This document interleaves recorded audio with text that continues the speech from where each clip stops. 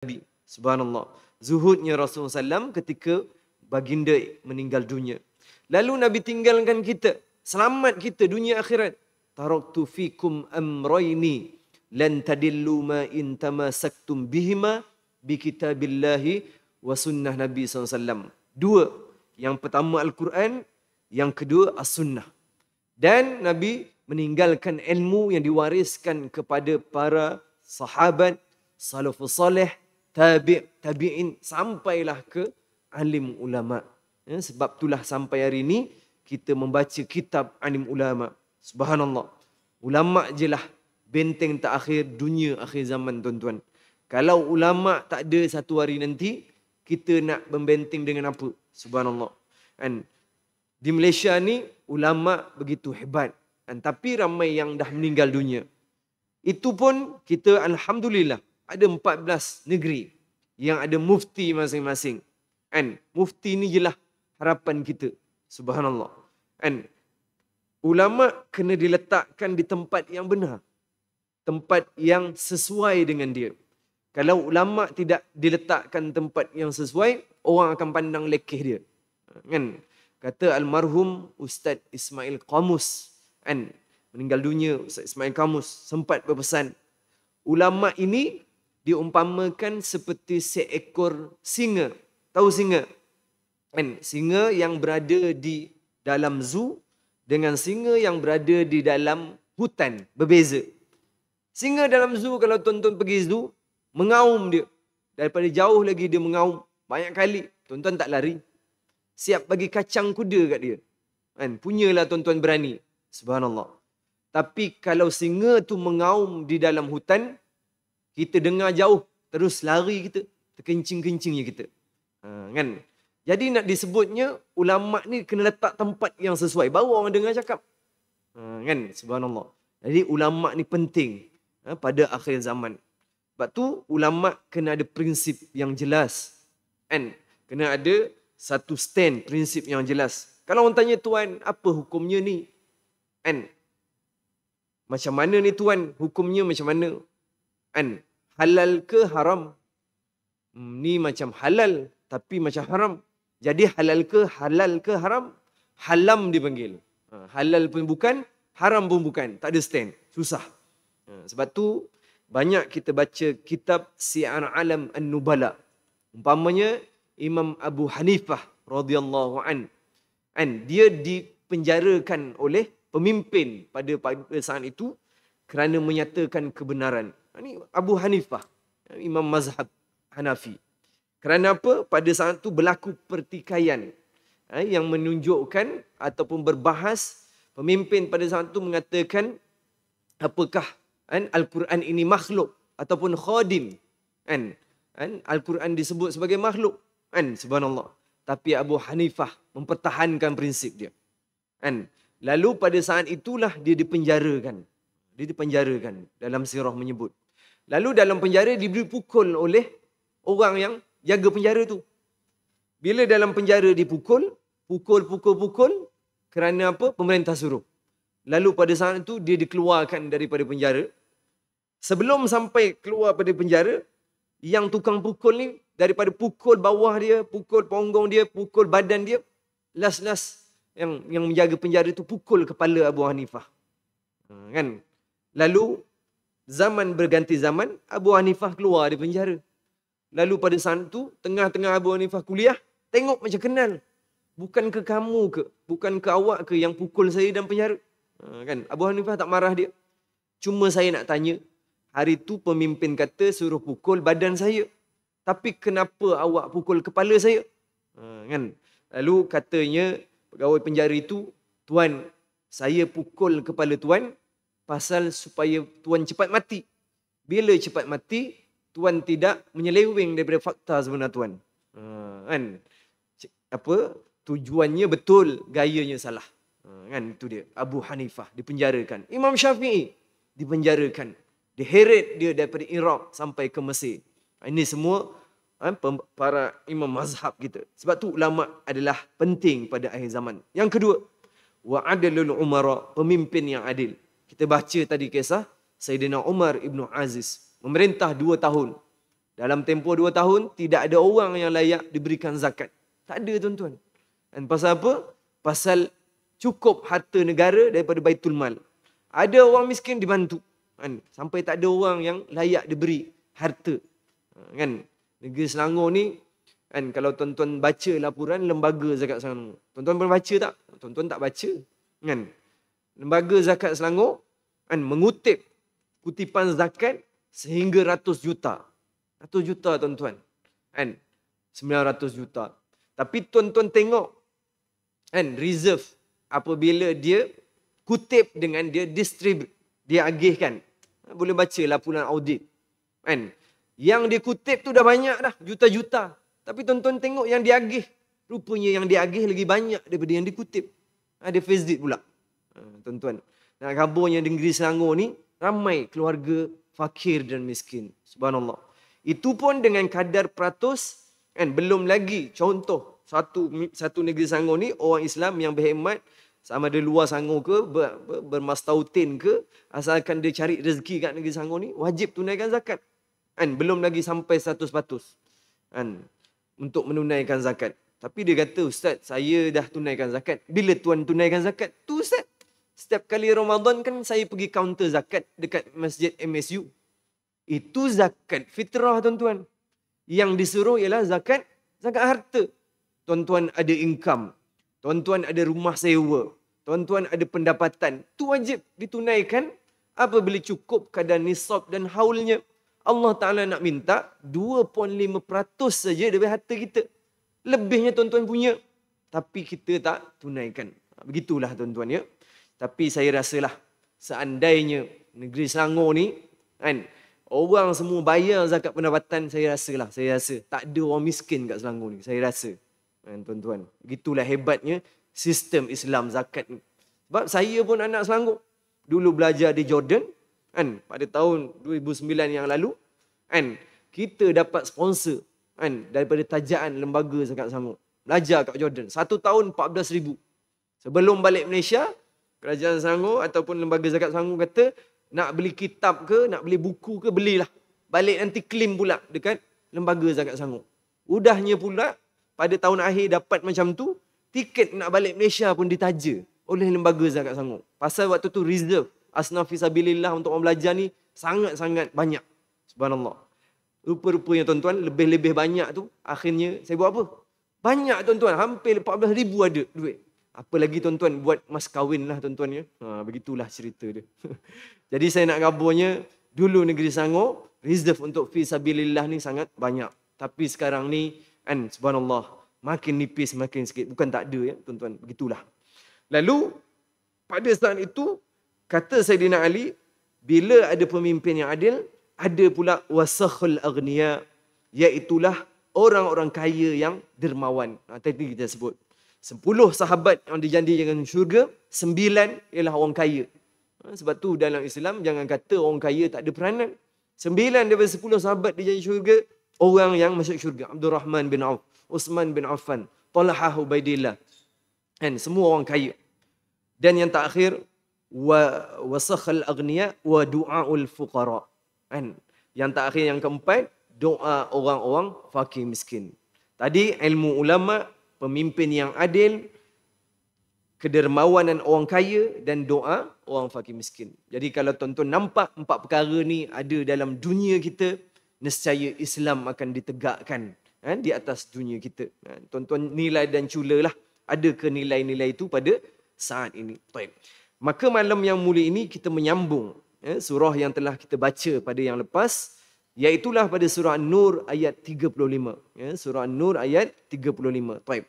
Ayat ni saya dah syarahkan, iaitulah Allah Ta'ala memberikan satu gambaran yang jelas terhadap orang-orang yang beriman tentang satu perkara.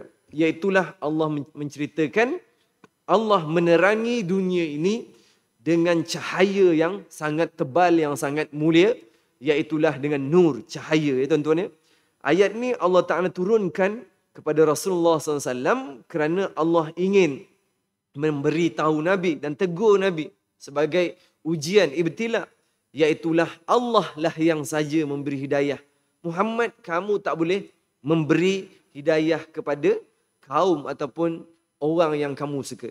Innaka la tahdi man ahbabta walakinallaha yahdi man yasha.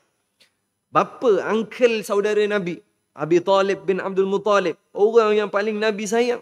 Orang yang paling Nabi sayang. Tapi Nabi tak mampu nak beri hidayah. Nabi sebut ketika nak nazaknya Abi Talib, ya ammi, kul la ilaha illallah, haza kalimatun burhana indallah. Hai Abi Talib, wahai pakcik kesayanganku, sebutlah kalimah la ilaha illallah, haza kalimatun burhana indallah. Kalimah ni akan jadi burhan, akan jadi bukti pakcik di hari akhirat di hadapan Allah. Pakcik tak akan diseksa oleh Allah Ta'ala pasal tak jadi orang kafir, orang kufur. Sebab tu tuan-tuan, tak ada dosa yang Allah Ta'ala ampunkan kecuali kufur ataupun syirik pada Allah SWT. Dosa syirik Allah tak akan ampunkan. Tuan-tuan, sebab tu dalam Islam, kan, hukum fiqh jinayat, kan, hukum orang yang mencuri. Apa tuan-tuan? Kan, hukum orang mencuri bukan nak sebut hukuman tu, nak sebutnya ditaklifkan dosanya tu. Apa dia? Dia pun tengok, kan, oh Jumaat ni MSU kutip, kan, 18,000 umpamanya, kan. Jadi malam ni kita akan buat operasi nak rompak, kan, tabung masjid MSU. Kan, pakai helmet, kan, pakai topeng nak masuk masjid. Baru nak buat malam tu tiba-tiba hidayah Allah sampai. Menyesal, menangis, tak jadi dia. Taubat daripada Allah Ta'ala. Maka dosa itu tidak dicatat oleh Allah SWT. Kan? Tapi dosa orang yang syirik, apa dia? Ada dah niat nak keluar Islam lah. Rasanya Islam ni tak sesuai ni. Baik murtad, agama lain, agama Kristian dapat sikit duit. Agama Islam tak jadi apa. Belum lagi buat, niat dah ada. Syirik dia. Ataupun murtad lah dia. Kan? Redha kufrun ala. Maksudnya, kalau dia sebut kufur, kafir dia. Itu Islam. Maknanya dosa orang yang kufur pada Allah Ta'ala ni, kafir ni, syirik ni adalah sangat besar. Allah tidak ampunkan kecuali taubatan nasuha. Lalu disebut, pakcik Rasulullah SAW, iaitulah Abi Talib ni, adalah manusia yang paling seringan-ringannya seksaan di dalam api neraka. Pasal apa? Dialah yang jaga Rasulullah SAW daripada Nabi meninggal dunia, Abdul Muttalib, datuknya, sampailah dia pula meninggal dunia. Kan? Hidayah tak sampai. Lalu seksaan dia disebut oleh Nabi daripada riwayat Ibnu Abbas, hanyalah dibakar telapak kaki dia je. Telapak kaki Abi Talib tu je dibakar kat hari kiamat kelak, hari akhirat kelak, di dalam neraka. Kan? Orang lain wallahu ta'ala alam, kan, mungkin lagi dahsyat itu. Tapi tuan-tuan, bakar telapak kaki sama je, menggelegak sampai ke otak. Pasal apa? Satu kali ganda api dunia 1000 kali ganda di neraka Allah SWT. Subhanallah. Lalu Allah Ta'ala mengata, Allahu nurus samawati wal ard, mathalu nurihi kamishkatin fiha misbah. Al-misbahu fi zujajah. Az-zujajatu ka'annaha kawkabun durriyu yuqadu min syajaratin mubarakah. Zaitunatin la syarqiyati wala gharbiyah. Yakadu zaituha yudi'u walau lam tamsashu nar. Nurun ala nur. Yahdillahu linurihi man yasha. Wa yadribullahu al-amsala linnas. Wallahu bikulli syai'in alim. Tuan-tuan tengok ya. Ayat ni Allah Ta'ala kata pada orang beriman, itulah kita. Kan? Saya dah syarah ayat ni. Cuma saya ulang je lah balik. Iaitulah Allah Ta'ala kata, Allah lah yang memberi cahaya di atas, kan, dunia ini, sama ada langit dan bumi. Sama wati wal ar, langit dan bumi. Surah An-Nur ayat 35. Lalu Allah berikan perumpamaan, peribahasa. Macam mana cara Allah terangi langit dan bumi ini dengan cahaya itu? Iaitulah seperti sebuah mishkat. Apa makna mishkat? Mishkat ini ialah sebuah tempat yang gelap, lubang. Tempat yang gelap, lubang. Kita sebut sebagai gua lah. Yang mana mishkat ini fiha misbah. Ada pelita dalam gua tu. Misbah. Sebab tu misbah ni maksudnya pelita. Ada sini nama misbah. Ada kan? Nama orang kampung saya Misbahul Munir. Misbah artinya pelita. Munir artinya menerangi. Pelita yang menerangi. Nama kitab pun Misbahul Munir. Allah Ta'ala kata Al-Misbahu fi Zujajah. Pelita itu di dalamnya terisi di dalam mishkat tu ada sebuah lampu. Dan di atas pelita itu, lampu itu adanya kaca. Misbahu fi Zujajah. Bila api ataupun pelita diletakkan kaca di atasnya, maka dia akan berseleraklah cahaya itu menerangi tempat yang gelap itu. Kan? Dan dia akan melindungi api pelita itu daripada padam. Tuan-tuan pernah tengok kan? Zaman dulu kalau kita tengok nenek moyang kita, kan dia guna pelita yang boleh adjustment tu kan. Boleh kecil, dipusing ke kiri. Nak besar, pusing ke kanan. Kalau makin besar, makin cepatlah dia serap minyak tanah kan. Subhanallah. Lalu pelita itu bersinar. Lalu Allah kata, daripada mana dia bersinar sehingga berbentuknya bintang-bintang yang bergelapan, min syajaratin mubarakah. Puncanya daripada pokok yang berkat. Kan? Saya dah sebutlah pokok yang berkat itu apa? Iaitulah pokok yang berkat itu min syajaratin mubarakan zaitunatin la syarqiyati wala gharbiyah. Nama pokok yang berkat itu ialah pokok zaitun. Pokok zaitun ya tuan-tuan ya. Lalu pokok zaitun ini kan memang Allah Ta'ala ciptakan dia tumbuh dengan banyak dan lebat di kawasan yang Allah Ta'ala berkati. Iaitulah di mana? Di bumi Syam. Ya, di bumi Syam. Saya belajar kat Jordan dulu. Dan memang mata pencarian petani ataupun peladang di negara Jordan ialah menanam pokok zaitun dan tin. Allah Ta'ala sebut 6 kali tentang pokok zaitun ni dalam Al-Quran. Surah An-Nur, Surah At-Tin, Wat-Tini Wa-Zaitun. Allah Ta'ala sebut nama dia. Kan? Buah tin dan buah zaitun. Live lah kita kata kan. Jadi, menyebabkan kan, pohon ini ialah pohon yang berkat. Pohon yang berkat itu, dia adalah la syarqiyati wala gharbiyah. Kan? Dia dinyalakan di antara timur dan juga barat yang ada keistimewaannya. Lalu sebab itulah pokok zaitun ini dia menjadi simbolik bagi Allah Subhanahu taala menyatakan kerana pokok ini boleh hidup hampir ada usianya 800 hingga 1000 tahun pokok zaitun ni. Lalu dia muncul ataupun ditumbuh di tempat yang bercuaca Mediterranean. Macam kita khatulistiwa, hujan dan kering sepanjang waktu. Tapi bila di negara-negara Arab ni, dia hujan bila masa musim sejuk saja. Dan walaupun dia terkena air yang sedikit, dia dah cukup untuk menumbuhkan pokok zaitun tu. Lalu kelebihannya ialah daripada pokok tu muncul buahnya. Buahnya itu bila dia harvest ataupun dituai, dia menjadi makanan yang sihat. Orang Arab biasa ambil buahnya tu, dipotong-potong jadi kecil, lalu dimakan ataupun dijadikan sebagai mukhallal. Mukhallal ni apa tuan-tuan? Jeruk. Dijadikan jeruk. Lalu dimakan sekali orang Arab. Makanan sunnah. Sebab apa? Dia ada yang disebut punca untuk kesihatan. Antaranya menurunkan kolesterol. Baik untuk kulit, rambut. Dijadikan rawatan tradisional ataupun ruqyah minyak zaitun. Orang Arab bila nak memasak, apa barang tuan-tuan guna minyak kelapa sawit? Tak ada tuan-tuan saya tengok. Kebanyakannya guna minyak zaitun dia masak. Sebab tu mereka ni sehat-sehat semua. Minyak zaitun. Tuan-tuan amalkanlah minyak zaitun. Ada kebaikannya. Subhanallah. Minum macam tu je. Pasal orang biasanya makan dengan khubus dia cicah macam tu je dimakan. Kerana dia ada faktor yang disebut sebagai untuk menurunkan kolesterol, melancarkan pergerakan darah. Minyak zaitun. Bila sebut kesihatan, saya dah sebutkan kat sini kan. Tabung haji melalui announcement daripada apa tuan-tuan? Daripada Kementerian Haji dan Waqaf Saudi. Saya pembimbing haji kan tuan-tuan. Apa announcement? Saya dah sebut kan. Tahun ini, iaitulah tahun depan lah, 1447 Hijrah.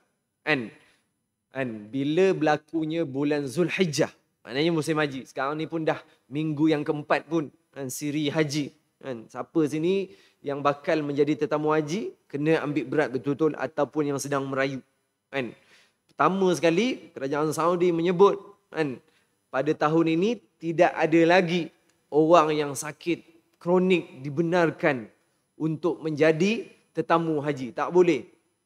Kalau BMI-nya tidak boleh daripada 35 tak silap saya ke atas. Tak boleh. 30 tu pun dah obes dah. Tak boleh. Kalau dulu mungkin dia buat rayuan, dia jumpa doktor tolonglah doktor, pakcik dah tak larat dan ni, mungkin pakcik tahun ni je lah tahun akhir, pakcik, mungkinlah doktor tu kesian, lepas dia. Tahun ni tak boleh. Satu. Bila kerajaan Saudi sebut tu, secara umumnya tabung haji mengatakan tahun ini tak ada lagi pusat kesihatan portable ditubuhkan oleh tabung haji. Kan? Tuan-tuan yang pernah pergi haji tahulah. Bila berlaku 8 Zulhijjah, hari Tarwiyah, besok ialah hari untuk hari Arafah. 9 Zulhijjah.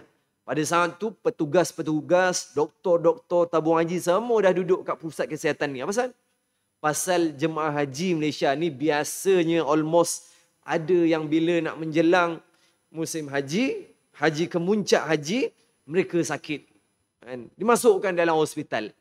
Jadi bila masuk dalam hospital, tabung haji menyebabkan besok tak boleh nak pergi Arafah. Kan? Bila tak boleh nak pergi Arafah, tabung haji kan, akan menyediakan nama program itu ialah Wukuf Safar. Kan? Wukuf Safar. Tahu Wukuf Safar? Wukuf Safar ini iaitulah 9 Zulhijjah, kerajaan Malaysia melalui tabung haji disediakan bas yang banyak. Negara lain pun ada. Kan? Bas tu dah diubah suai. Dalam dia flat dia rata je. Kan? Tak ada disebut sebagai kerusi, tak ada apa. Dalam tu rata, yang hanya adalah tilam, wheelchair, tabung darah, doktor. Pasal apa? Orang yang sakit akan dimasukkan ke dalam bas tu, lalu bas tu pergi mana? Mereka akan dilalukan di kawasan Arafah. Tuan-tuan ya. Jadi sebab tu Nabi SAW bersabda, Al-Hajjul Arafah. Haji tu kamu duduk Arafah. Kamu pergi haji tapi tak pergi Arafah, balik Malaysia tak layak dipanggil haji atau hajah. Pasal tak duduk Arafah. Kan? Beribu-ribu ambulan akan lalu petang 9 Zulhijjah tu. Pasal cukuplah jemaah yang sakit tu lalu je kawasan Arafah, mereka dah bergelar haji. Perkara wajib haji yang lain, rukun haji yang lain boleh difardukan ataupun boleh dibayar dam. Tapi kalau kamu tak duduk Arafah, kamu bukan haji. Tahun ni, no, tak ada tuan-tuan. Jadi tuan-tuan, sebab itulah saya sebut all about kesihatan. Jaga kesihatan. Pesan pada waris-waris kita yang nak pergi jaga kesihatan. Kita dah tak ada pilihan kerana makin lama kan suasana makin berubah dengan peraturan-peraturan yang sangat terkini tuan-tuan. Doalah supaya kita yang dapat. Tapi ada orang mengadu kat saya, Ustaz, saya dah 4 kali rayuan Ustaz, tak dapat pergi haji. Kenapa? Kenapa ni Ustaz? Tanya saya. Jadi tuan nak macam mana? Ginilah Ustaz, lantiklah saya sebagai pengarah tabung haji. Oh, sedap pula dia. Kan? Perkara haji ni tuan-tuan, hanya Allah lah yang akan memberikan jalan pada kita. Kan? Bukan visa valid. Visa valid haji bukan daripada tabung haji. Bukan daripada PJH, pengelola tabung haji. Saya pergi travel VIP, travel A, B, C, D. Kan? Bukan tuan-tuan. Visa haji ni siapa yang bagi? Ataupun visa umrah ni siapa yang bagi? Jaminan. Yang beri jaminan ialah Allah. Allah. Kalau Allah Ta'ala izinkan kita jadi tetamu Allah, by crook, Allah akan beri jalan. Manusia tak boleh beri jalan. Pasal kita nak jadi tetamu Allah. Begitulah tuan-tuan ya. Baik. Maka pada ayat itu dihabiskan dengan yahdi li nurihi may yasha wa yadribullahu al-amsala lin-nas wallahu bikulli syai'in alim. Iaitulah hanya Allah lah saja yang boleh memberikan hidayah kepada siapa yang dia kehendaki, dan Allah mengemukakan perumpamaan ini kepada kita orang beriman kerana Allah mengetahui tentang sesuatu. Baik. Maka kita sambung ayat seterusnya, surah Tahrim ayat 11 insya-Allah. Allah Taala berfirman, wa daraballahu masalan lil ladzina amanu ra'ata fir'auna iz qalat rabbi ibni li indaka baitan fil jannah wa najjini min fir'auna wa amalihi wa najjini minal qaumil zalimin. Baik. Ayat ni pula Allah Ta'ala menceritakan tentang ujian buat orang-orang beriman, iaitulah dia disebut wadaraballahu masalan lil ladzina amanu ra'ata fir'aun. Allah mengemukakan satu contoh untuk memberi perbandingan yang tidak ada mudaratnya kepada orang-orang beriman tentang perkara yang berkait dengan orang kafir, iaitulah dia tidak terjejas imannya. Iaitulah Allah Ta'ala kata, amanum ra'ata fir'aun. Begitulah Allah beri hidayah kepada imra'atan fir'aun. Iaitulah isteri kepada Fir'aun. Tadi Allah Ta'ala cerita tentang hidayah. Sekarang ni Allah Ta'ala cerita tentang orang yang mempertahankan hidayah Allah Ta'ala. Ya. Iz qalat rabbi bni li 'inda baitika fi jannah. Isteri Firaun ni dia berdoa kepada Allah. Apa doa dia? Ya Allah, Rabbi bni li 'inda baitika fi jannah. Wahai Allah, wahai Tuhanku, binalah untukku sebuah rumah di sisimu di dalam syurga. Wa najjini min Fir'aun. Dan isteri Fir'aun juga berdoa, ya Allah, selamatkanlah aku daripada kezaliman Fir'aun wa amalihi, dan perbuatan dia yang kufur dan bengis. Tuan-tuan, rupa-rupanya walaupun Fir'aun ni kufur pada Allah Ta'ala dan dia ini manusia yang zalim, tapi isterinya beriman pada Allah. Sebab tu Fir'aun ni berani. Dialah yang mengaku qala inni rabbi. Kan, aku ialah Tuhan, kata Fir'aun. Orang lain tak berani mengaku Tuhan, Fir'aun berani. Kan, Fir'aun berani mengaku Tuhan. Tuan-tuan ya. Lalu Fir'aun ini dikaitkan dengan kisah Nabi Allah Musa AS. Tujuan Allah turunkan ayat ini, surah At-Tahrim ayat 11 ini, supaya Allah beri gambaran kepada Rasulullah SAW, walaupun kamu dalam keadaan di bawah orang yang zalim, satu hari nanti kamu akan diselamatkan oleh Allah Subhanahu Wa Taala. Kan? Sebelum tu kita mengimbaulah, kan? Nabi Musa AS dihanyutkan oleh ibu dia. Dihanyutkan Nabi Musa AS oleh ibu dia. Kan? Ketika mana ibunya berdoa kepada Allah SWT untuk menyelamatkan yang disebut Nabi Musa AS, kan? Untuk selamatkan Nabi Musa daripada perbuatan kejam Fir'aun. Sebab itulah tuan-tuan, Allah Ta'ala rakamkan surah Al-Qasas, ayat yang ke-7. Maksud dia iaitulah Allah Ta'ala berfirman, dan sesungguhnya Allah Ta'ala mengatakan kepada ibu kepada Nabi Musa, wa auhayna ila ummi Musa an ardi'i fa iza khifti alaihi fa alqihi fi yammi wa la takhafi wa la tahzani inna radduhu ilaik wa ja'iluna minal mursalin. Allah Ta'ala bagi perintah kepada ibu Nabi Musa. Pasal apa tuan-tuan? Pasal ibu Nabi Musa ni hamil. Ibu dia wanita solehah. Dia daripada kaum Bani Israel. Kita dah sebut, Bani Israel satu kaum yang Allah Ta'ala datangkan dengan banyak Nabi dan Rasul. Daripada zaman Nabi Yaqub, Yusuf, Ayub, Syu'ib, Musa, Harun, Zulkifli, Daud, Sulaiman, Ilyas, Musa, Isa. Semua ialah Nabi ataupun Rasul Bani Israel. Punyalah Bani Israel ni banyak Nabi. Tapi dia mendustakan Nabi dia. Bahkan ada Nabi yang dibunuh oleh kaum Bani Israel. Lalu Nabi Musa hamil. Nah, ibu Nabi Musa ni risau. Pasal dia tahu ketika mana dia mengandung Nabi Musa, dan dia tahu anak yang bakal dia lahirkan tu ialah anak lelaki, tuan-tuan. Kerana Fir'aun itu pada zaman dia ada peraturan, perlembagaan. Kerana 2 tahun sebelum itu, Fir'aun telah diberitahu oleh ahli sihir dia. Ahli sihir dia mengatakan, wahai Fir'aun, sesungguhnya pada saat satu hari nanti, istana kamu akan dihancurkan oleh kaum kamu sendiri. Iaitulah Nabi Musa lah, tapi dia tak sebut siapa. Okay, kita berhenti sebentar tuan-tuan untuk memberi laluan kepada azan Isyak yang akan dikumandangkan insya-Allah. Allah Ta'ala.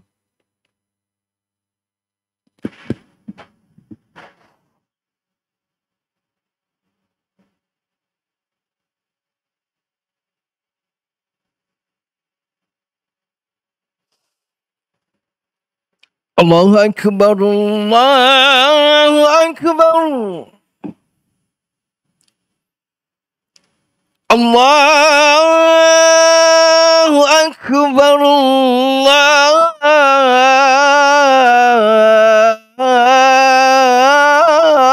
Akbar.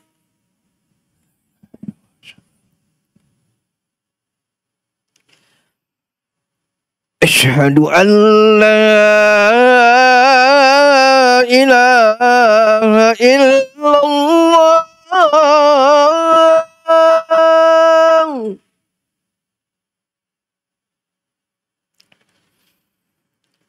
أشهد أن لا إله إلا الله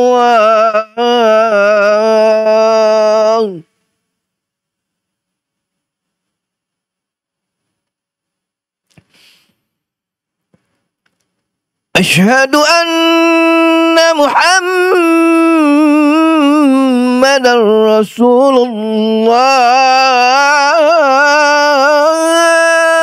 الله أشهد أن محمدا رسول الله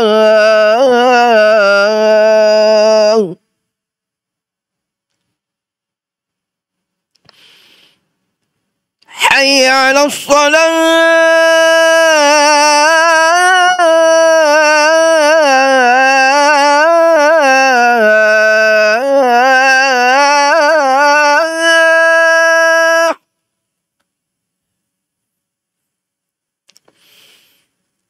حي على الصلاة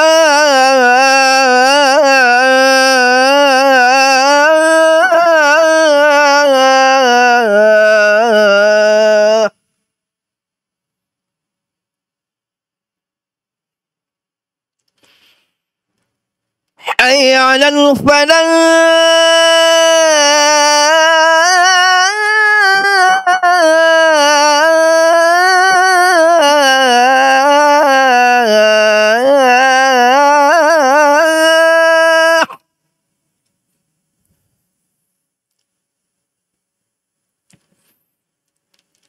حي على الفلاح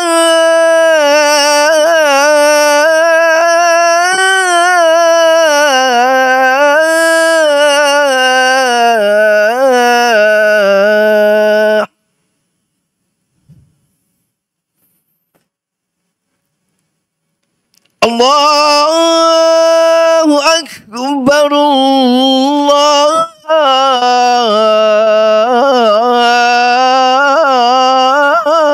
أكبر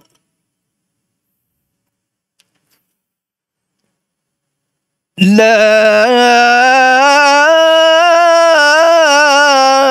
إله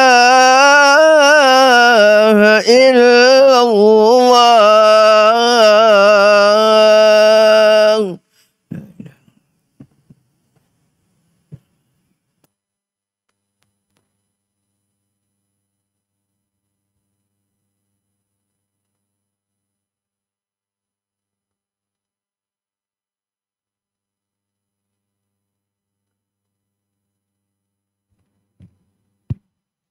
Bismillahirrahmanirrahim. Allahumma salli ala Muhammad. Baik, tuan-tuan, kita sambung sikit. Allah Ta'ala berfirman, iaitulah Allah Ta'ala berkata kepada ibu kepada Nabi Musa ketika beliau sedang runsing ingin menyelamatkan anak dia kerana peraturan Firaun pada zaman dia akan membunuh anak-anak lelaki yang lahir dengan tahun yang disebut tahun penggiliran. Tahun pertama kan akan dibunuh Lahirnya anak-anak kecil anak-anak bayi yang lelaki akan dibunuh. Tahun depan tak bunuh pula. Firaun ni pandai pula kan menyelamatkan orang. Tu sebab tu dia kata dia Tuhan. Lalu Tuhan macam mana? Bagi dua orang, seorang saya bunuh, seorang saya lepaskan. Kan kata Firaun. Ni orang yang bodoh lah Firaun, subhanallah. Lalu ibu Nabi Musa ini berkata, anak aku akan lahir tahun yang akan dibunuh. Anak-anak lelaki oleh Firaun. Allah Ta'ala berfirman kepada ibu dia. Allah Ta'ala kata, iaitulah wa auhayna ila ummi Musa. Hei mak kepada Nabi Musa. An ardi'i fa iza hifti alai fa alqi. Sekarang ni kami arahkan kamu supaya kamu hanyutkan Nabi Musa ni dalam sungai. Hanyutkan. Sebelum kamu hanyutkan, an ardi'i. Apa dia? Susukan dia. Sebab tu tuan-tuan, susu ibu ni penting kepada bayi. Kan? Sekarang ni dah viral pula. Pasal apa? Kan? Anak-anak muda yang baru kahwin, apa dia buat gerakan apa dia tuan-tuan? Tak nak anak. Kahwin tapi tak nak anak. Tak tahulah tujuan kahwin tu untuk apa. Dia kata susah nanti nak kerja, payah apa semua, subhanallah. Memang tujuan kahwin tu untuk mendapatkan keturunan. Kerana daripadanya itulah anak tu menjadi yang disebut sebagai pewaris pada dia.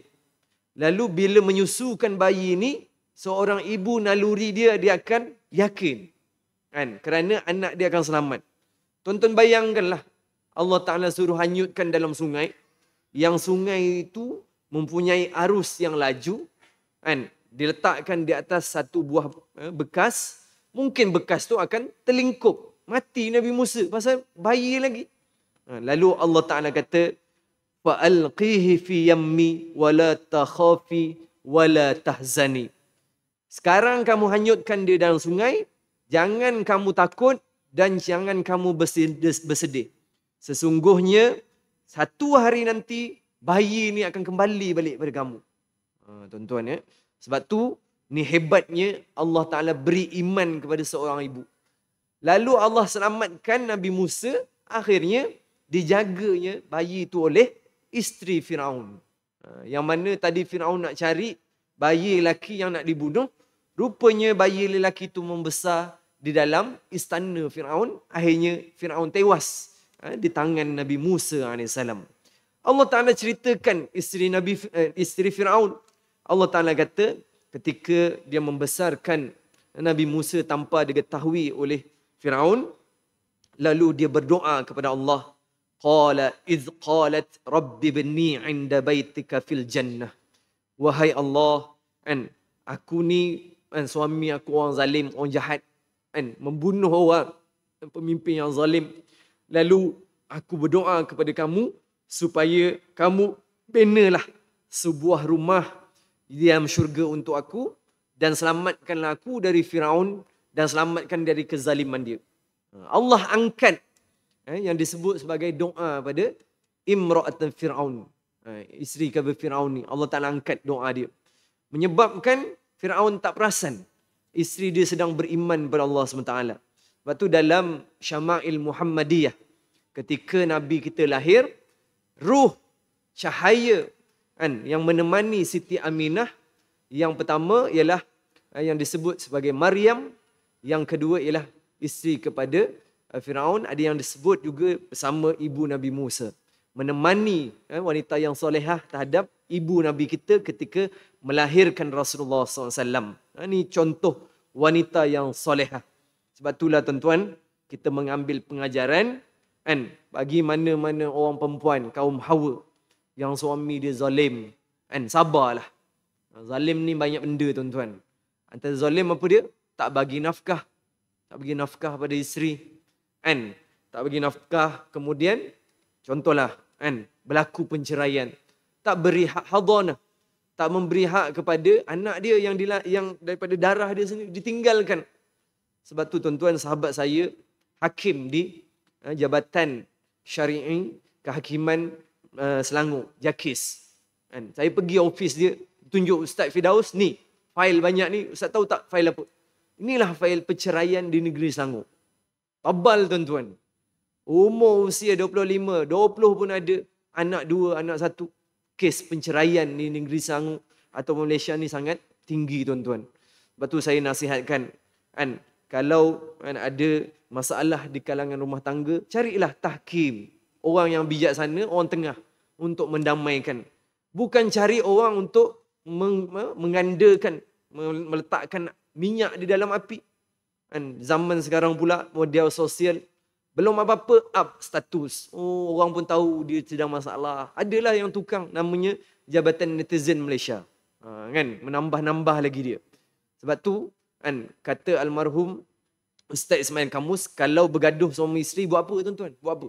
Ni dikatalah. Pertama sekali, kalau bergaduh suami isteri, bergaduh tu dekat bilik, kan, anak-anak tak tahu, tak dengar. Nak gaduh 2 orang. Yang kedua, lepas gaduh tutup lampu. Nanti hilanglah gaduh tu.